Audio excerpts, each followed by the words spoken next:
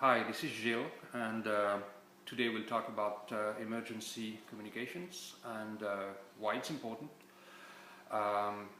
You probably haven't thought about it, a lot of people don't, but because what we use really are these things, cell phone, and it's just part of our lives. We don't think about how the system works and why it wouldn't work, and what would we do if it didn't. The problem with cell phones is that when you have another cell phone, you have your cell phone, and you're calling this one, you're not communicating directly to that phone. You go from your phone to a cell phone tower to the other phone. It just goes back and forth. It's a relay. So if anything happens to that cell phone tower, can be taken down by a hurricane, solar storm, lack of power for too long, it can be overloaded, and often when there is an emergency of some kind that's kind of large, people start calling and all the circuits are busy and you can get through. So if that lasts any length of time, you might be in trouble. You might need to contact family members out of state or next town, or even a few blocks over. It can be a problem. So we'll see how to do that cheaply and easily, really. And you're probably familiar with these. They're called FRS radios, Family Radio Service. Very cheap, $30 probably for a pair. You can buy them at Walmart or other places like that, Target. They say the range is about 20 to 30 miles, which is absolutely ridiculous. Yeah, maybe if you were, in space and you're on the ground and there's no obstacles, it probably would work. But in reality, you can count on maybe 2 miles at the most. Height gives you range also. If I climb on my roof, it's going to go a little further, of course, because the Earth being round, when you have two antennas like that are about 6 feet off the ground, when you're talking, with the shape of the Earth, you run into the line of sight problem, where radio waves do not bend, they go straight. So if you have a bunch of Earth in between, or for that matter any kind of a lot of buildings or trees or anything like that, it will reduce the range or totally cut it off. Still very useful. I suggest anyone to get a couple of pairs of these, especially if you have kids. If you have neighbors maybe you want to keep in touch with, just in case the phones don't work, this would be very useful. There is no license for FRS radios. Be careful, because some of them have the GMRS channels as well, and that you need a license. No exam to pass, but you need to pay a little fee to the FCC, and you don't really need that though. The FRS channels are all you need for a couple of miles range, and I like to have a couple of these stashed just in case. So now I want to mention ham radio. People look at ham radio, amateur radio, and they think, oh, that's going to be expensive, it's going to be complicated, I have to pass an exam, and it's I just can't do it, I can't do the math, It's very easy, okay? There's no math for the first license. It's the technician license. You can pass that, you can read the book once and pass. It's really easy. It costs about $15. You get a call sign assigned by the FCC, and you can use better radios, and I'll show you those radios. The next exam over is general, which is just slightly harder, just more memorization. It's not really complicated. Then the third one is extra. Extra is a little, it's a little harder, because there's some math involved there, and you need to know a lot of stuff. But still, it gives you access to many more frequencies, a broader range of bandwidth, so to speak.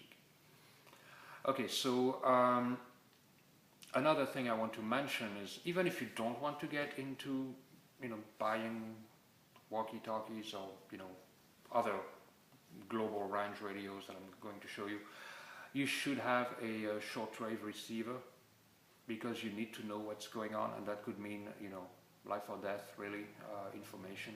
Sometimes,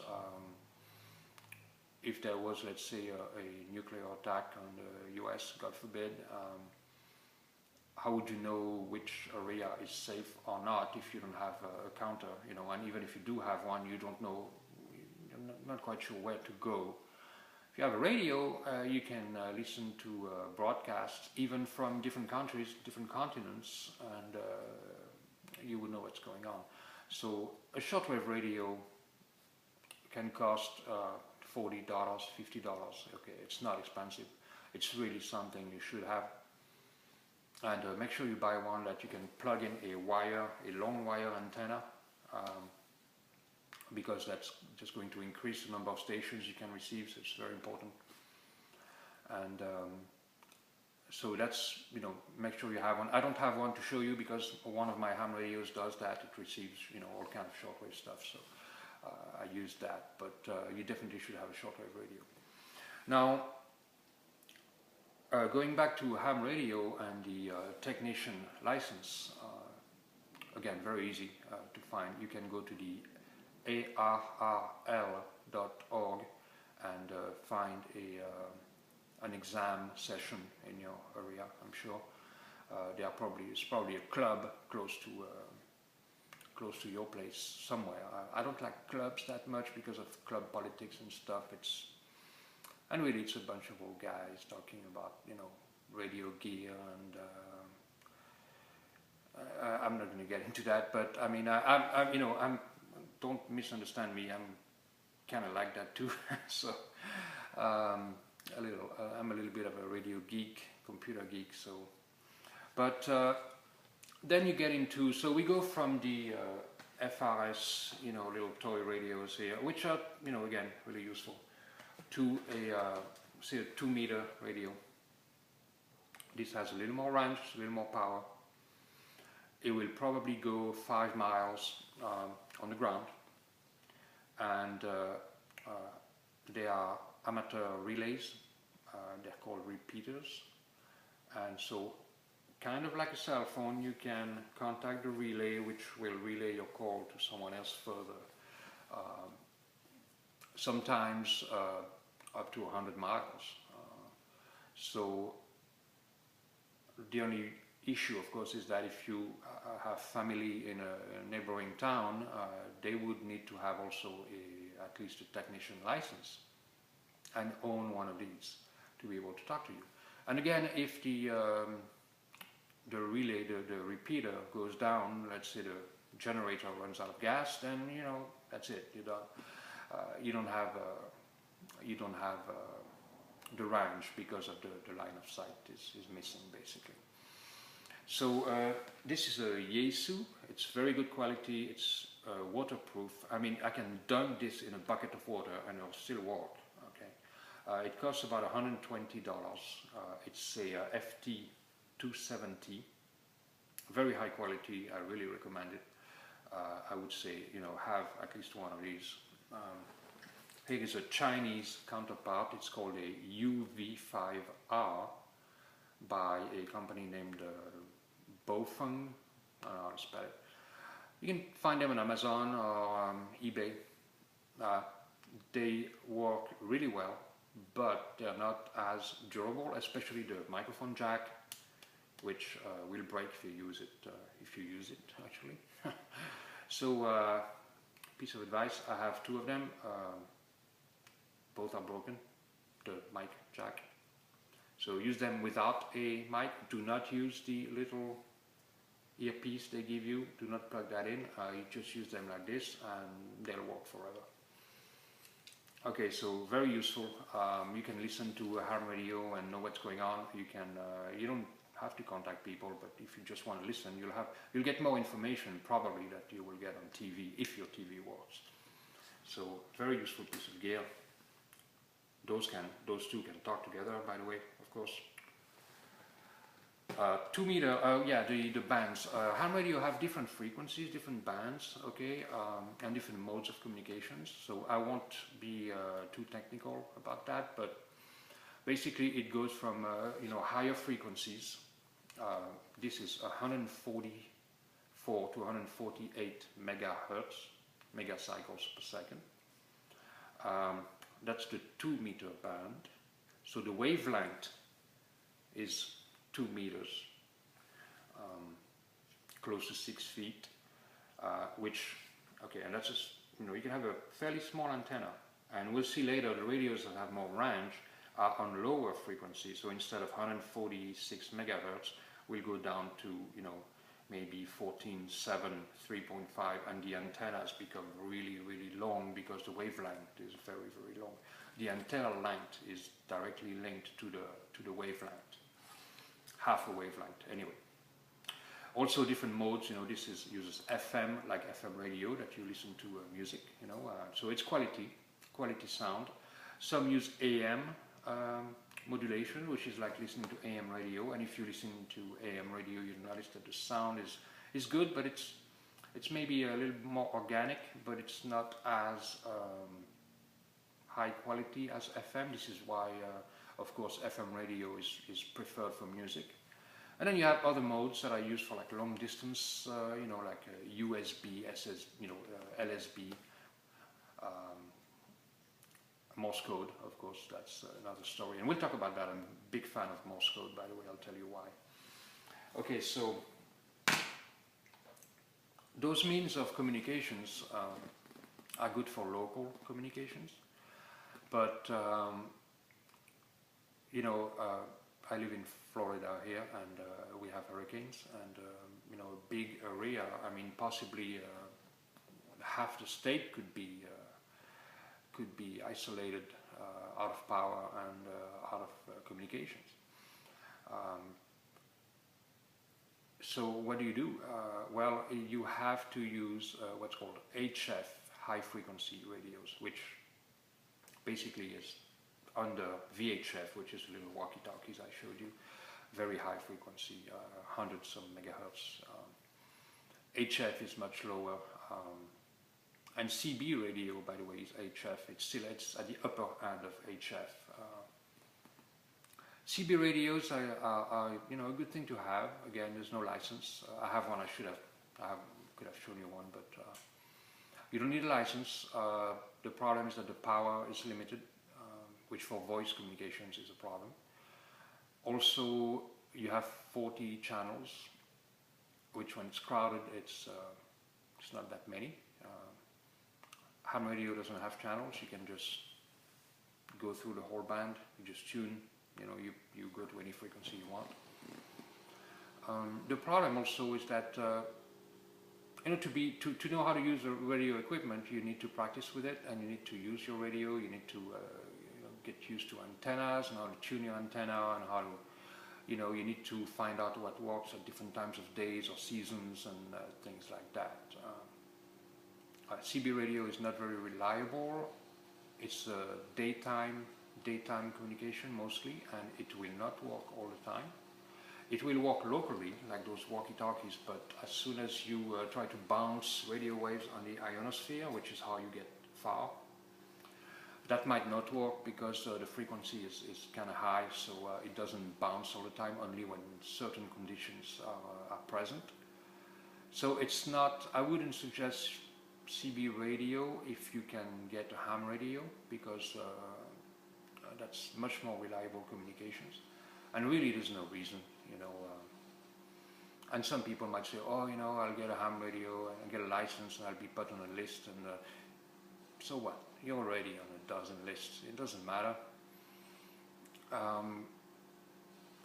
And actually, you're a ham radio operator. You're a good guy. You can help your community, and there are many like emergency communication clubs and stuff like that. I'm not really into that because my opinion is that I already pay the government enough money that I'm not going to work for free for it.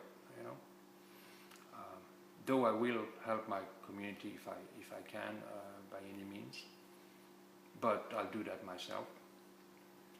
Okay, so CB, yes, okay, CB is fine, but it's really not the best. I mean, you know, you can spend $15 for a ham radio license and get a cheap ham radio, and you'll be much more successful and being able to communicate much further with a CB radio and much more often. So now, now the difference, okay, HF radios. So if you want to go far, you need an HF radio. For that, you can use HF with a technician license, but you don't get access to many frequencies, only 10 meter, which is kind of like CB. So as far as propagation is, you know, range is concerned. So it's limited. You can use your technician license with Morse code on lower HF bands to give you global range. But of course you have to learn Morse code, which I highly suggest you do for many reasons. And I'll explain. Morse code is like using a laser instead of using a flashlight. Okay. Flashlight has a broad beam. You know, when you have to take your voice. My voice has many frequencies in it. It's a broad, it's broadband basically. I make all kinds of sounds.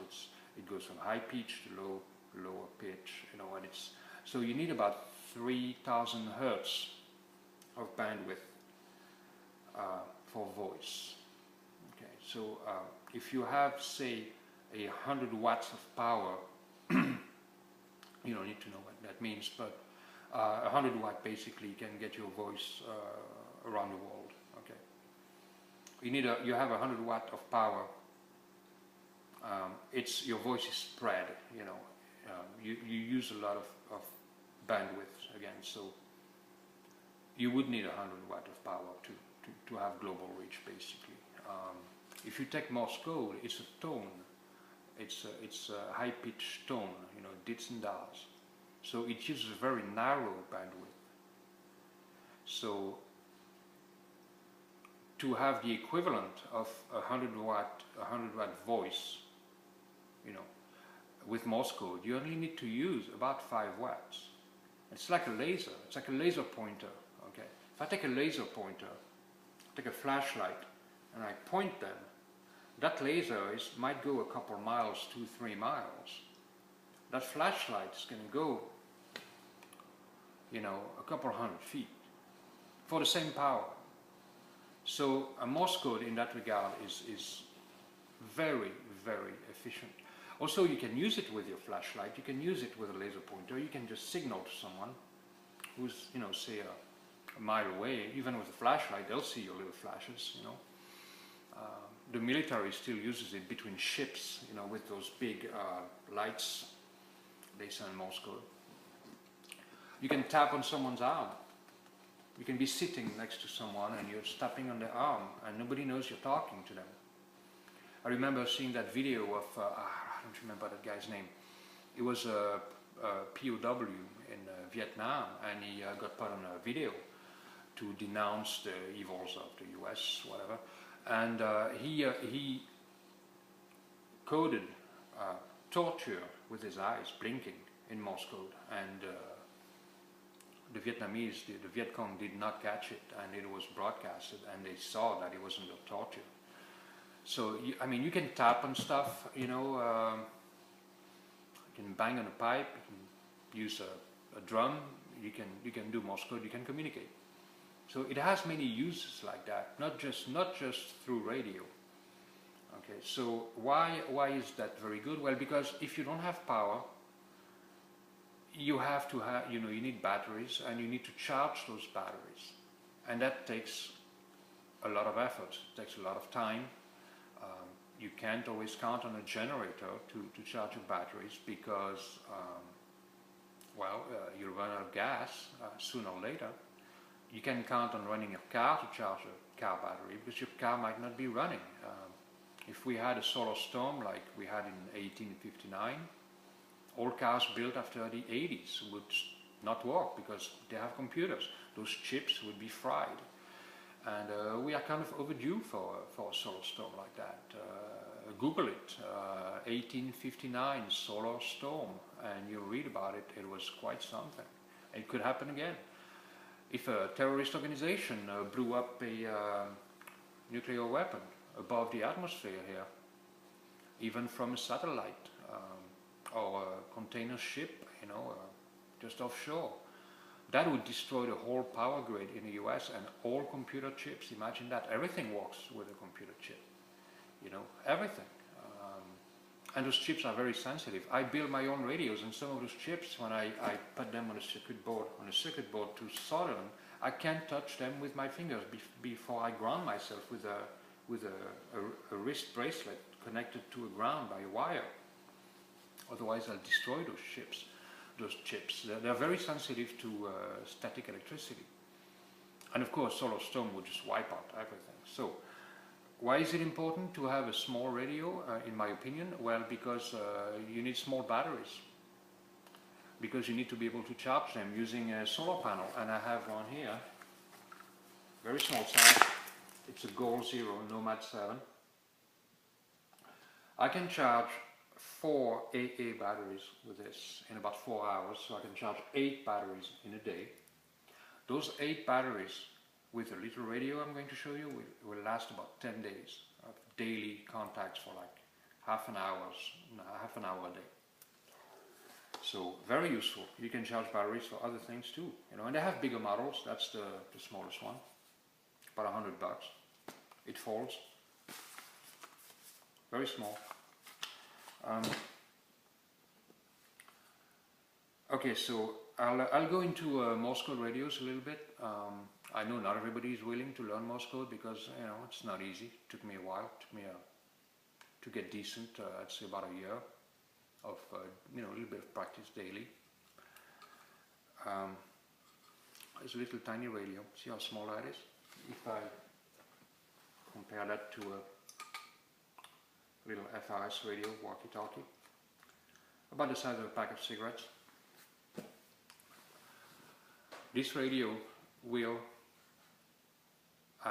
allow me to communicate regularly without much trouble, about 1,000 to 1,300 miles, and occasionally go over to Europe from the US.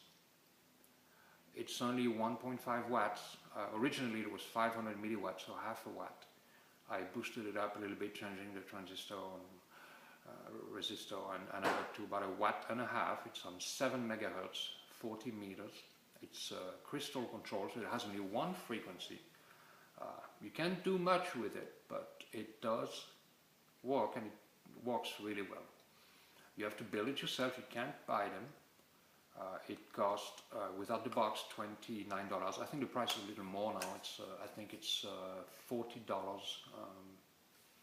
And then you can buy a little case, or you can use a Altoids tin for your radio, which is quite amazing. It's Morse code only, so no voice communication with this, only Morse code. You plug in an antenna, which for this frequency has to be about 65 feet long, so it's a wire antenna, it's quite long. There are other antennas you can use that are use a coil at the base, and it's a whip, and they're shorter but not very efficient. But this is a great radio. Now another one, a little slightly bigger. I'll show you a whole station here. Here's a Pelican case 1150, and this box has everything I need to do Morse code, communicate by Morse code all over the world. Okay. Here I have the radio itself. It's called a Weber MTR. It has 2 different bands, so one is better for the day and one is better for the night. It's full coverage, so I have all the frequencies in that band, absolutely everything. It has memories where you can store messages. You have a little digit display here. Antenna, you plug in the key for the Morse code, and earphones. It will work on a 9-volt battery or any kind of other battery, anything between 6 and 12 volts basically. I do power that with 8 AA cells in a little holder. So I charge these with my solar panel that I just showed you. Last about, like I said, I went camping for a whole week. I used it every single day. It was about half discharged when I came back home. I thought I would have to recharge the batteries. Didn't have to. Because the radio only uses 35 milliamps per hour on receive, which is absolutely amazing. Here I have a little antenna tuner. So that's what allows me to tune the antenna. I put a wire, plug a wire there, shoot it up a tree with a slingshot and a fishing line. And I plug in the radio on the other end here with a little cable. And that's all there is. The antenna is a wire antenna. It's 40 feet long, but it's the equivalent of a 65 foot long because of a little coil in there. Here's the antenna. It's a very thin wire. And I shoot that up a tree again with a slingshot. Here's the key for the Morse code. Dits and das. And that's it. Now I mentioned other antennas. I'm going to show you one here. It's called a buddy stick. Whoops. And you get basically all of this, which you get a coil. You get little elements here, you get a whip that extends, telescopic whip, you get a piece of wire that you use as a what's called a counterpoise, so I'm not going to get into the technical terms here, but basically you get an antenna you can have in a little pouch like this for about $160. Pretty small. I like my wire antenna better, it's just so tiny, but you need a tree or something to hoist it up, of course. So, of course, the case is waterproof, so really waterproof. You know, I can take that, I can dunk that in water again and it'll be fine. The radio is not, though, that's a problem. Okay, if you want to get more serious with your radio, or you want to use voice communication, which a lot of people prefer because it's much easier, you can get into it right away, is to use a radio that has voice capability, and this is about that size. This one is called an Elecraft KX3. I have a little Morse key that I stuck on the side here, so I can do my, I can use Morse code. But the radio is voice capable. It has all the ham radio bands. It does shortwave reception, so I can listen to regular AM radios, broadcasts from all around the world. And you can plug in a microphone, of course, and talk into it. The power is about 12 watts, so for voice it's not that much. Again, voice requires quite a bit of power. You can go global with 12 watts on voice, but it's not going to work all the time. And none of these radios work all the time. It depends on the ionosphere and the solar activity. So it's kind of you have to know when during the day, when to go on the air, and which frequencies to use, which bands. And you learn that when you get your license. You buy the book, and again through the ARRL. I'm not a big fan of the ARRL, but they have good study materials. You can also go online on qrz.com, and they have practice tests that are free. And once you get ready, you do your practice test for the technician or general. I would say just try to get the general right away, so you can pass 2 exams in the same session. You just do the technician. If they score your test right away, and if you pass, you can go for the general. They're kind of short, not very big tests, and actually quite easy. And that's the way to actually, oh, and by the way, you may have seen in another video that I posted quite a bit earlier, that I can send emails through this radio using a computer. I have a little interface. I plug my computer in the interface in the radio, and I can send emails through HF without the internet, without any power. Okay. Someone at the other end, of course, needs the internet and their radio plugged in, and does the automatically forwards your messages. So again, you might have your reserve of food, you might have your some means of self-defense, some medical supplies, means of replenishing your food supply, like a garden, or if you live on the coast, fishing or something. But really, information is very important to survival, and we don't think of it enough. And also, a lot of people will, okay, I'll just buy a ham radio and stuff it in the closet, and just whenever I need it, if I ever do, I'll just bring it out and start using it. It's not going to work like that, let me tell you. You can't say I'm going to go boating and I can't swim, but if I fall off the boat, I'm just going to start learning right then, and it's going to be fine. No, it's not complicated really, but there are things to know, and it's not overly simple either. So I mean, it requires a little bit of effort, and anything worth it usually does.